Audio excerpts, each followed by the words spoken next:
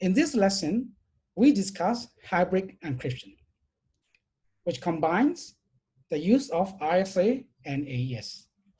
Just like in any hybrid methods, the goal is to overcome the limitations of each of the methods and to leverage their strengths.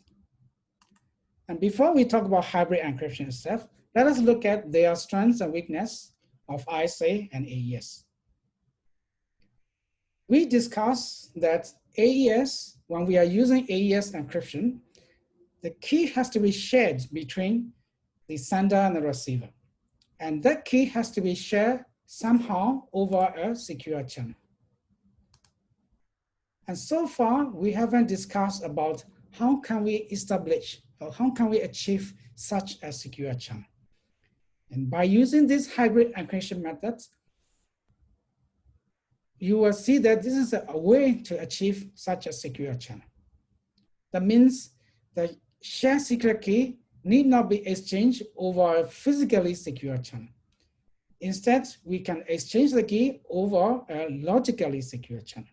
We will discuss about that in a bit.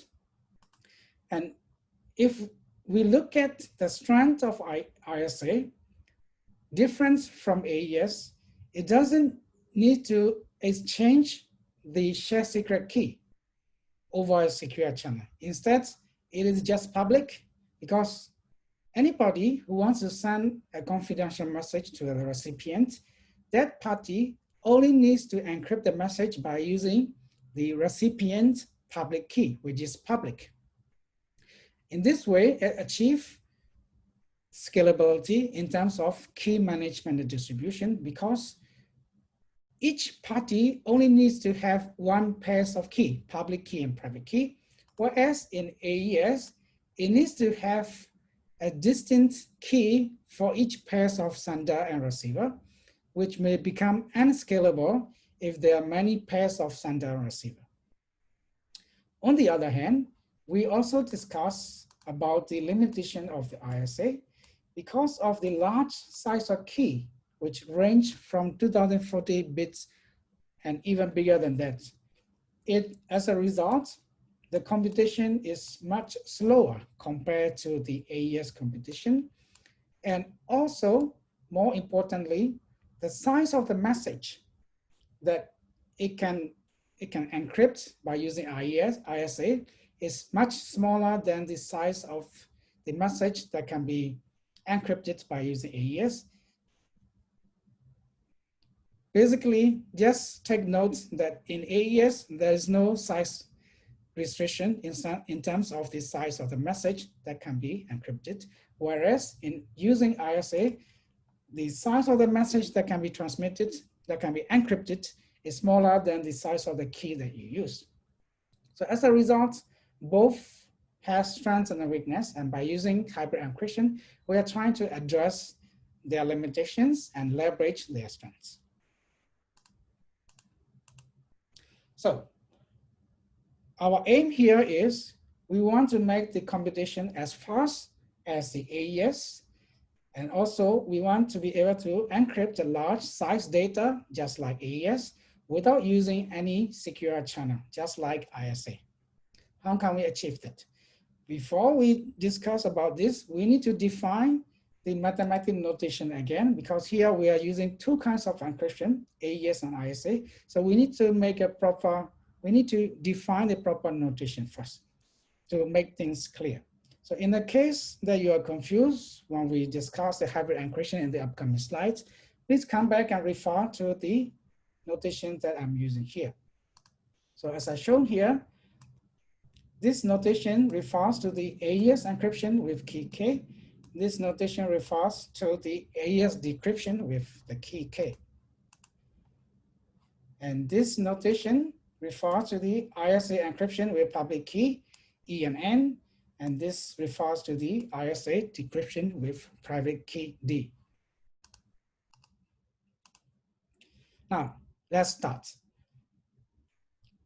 Assume that there is a sender and there is a receiver. And just like before, the sender wants to send a confidential message to the receiver. And by using hybrid encryption, it can be used by any party who wants to send a confidential message. It doesn't have to be exactly Alex here. It can be anybody. Can use this hybrid encryption method to send a confidential message to the receiver, Bob. So now the sender, let's say Alice. The first step that is to be done is Alice has to select an AES key.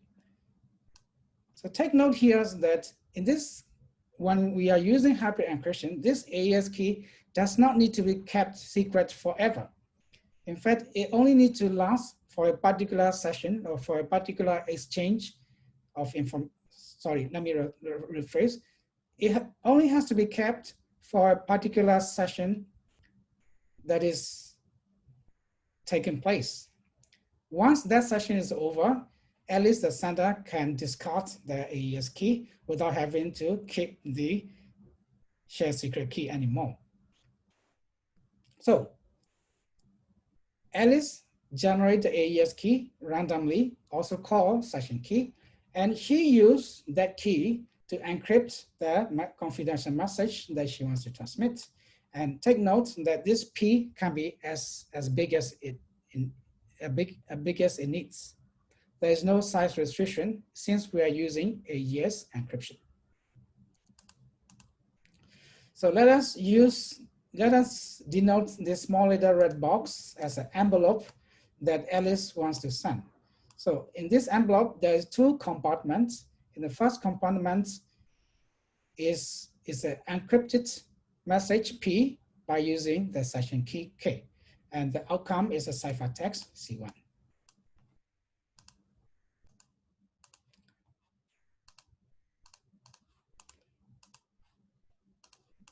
And I repeat, the message P can be of large size because AES encryption is being used. So now, next step. We know that as soon as we use AES, we need to exchange the key that we use with the recipient, who is Bob here. But our requirement is that we don't want to establish a physically secure channel because that would be very costly. Instead, we want to establish a logically secure channel so that the key can be exchanged in a secure way. And how can we achieve that? Of course, by using hybrid encryption, and that's where RSA encryption comes in. We know that if Alice, the sender, if she wants to send a confidential message to a recipient, who is Bob here, she can just use the public key of Bob to encrypt the message. But in this case, the message that we need to encrypt is the session key, because that is the message that has to be transmitted over a secure channel. And in this case here, it is set to be logically secure because it has been encrypted by using this RSA encryption method.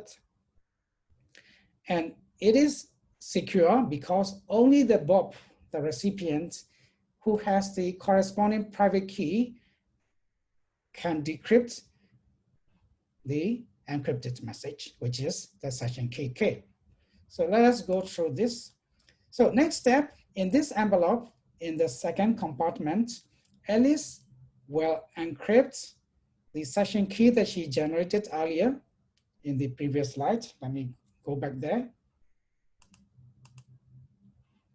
Here, okay, the AES key that she generated, it has to be transmitted over a secure channel, and it is done by means of encrypting with the public key of the recipient. So the resulting value, the ciphertext C2, is put it in the second compartment of this envelope. And this is what we mean by hybrid, because we use the AES to encrypt the plain text, and we use the RSA to encrypt the AES key. And in this way, we have encrypted both the plain text, which is supposed to be confidentially sent to the recipient, and also the secret key, which is supposed to be sent over the recipient over a secure channel. And now both of them are encrypted and are said to have the confidentiality property.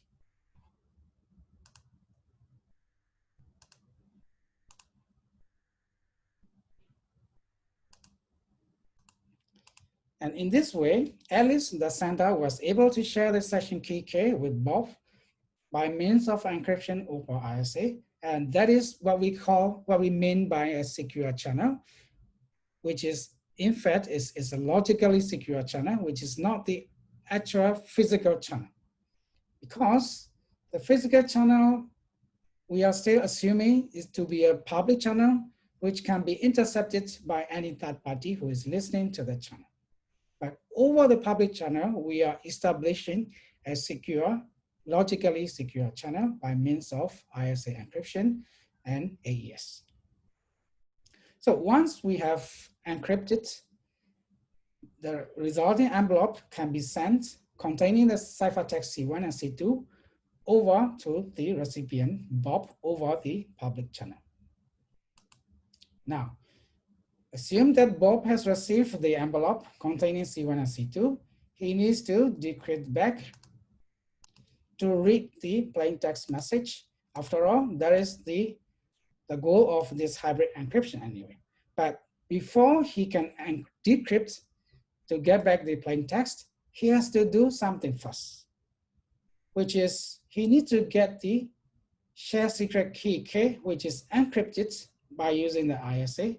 And thus he has a way to get back this key K. Of course he does, because if you recall again, this key K was encrypted by using an RSA method, by using the public key of Bob. So this key is a public key of Bob, in fact, to which only the Bob has the corresponding private key.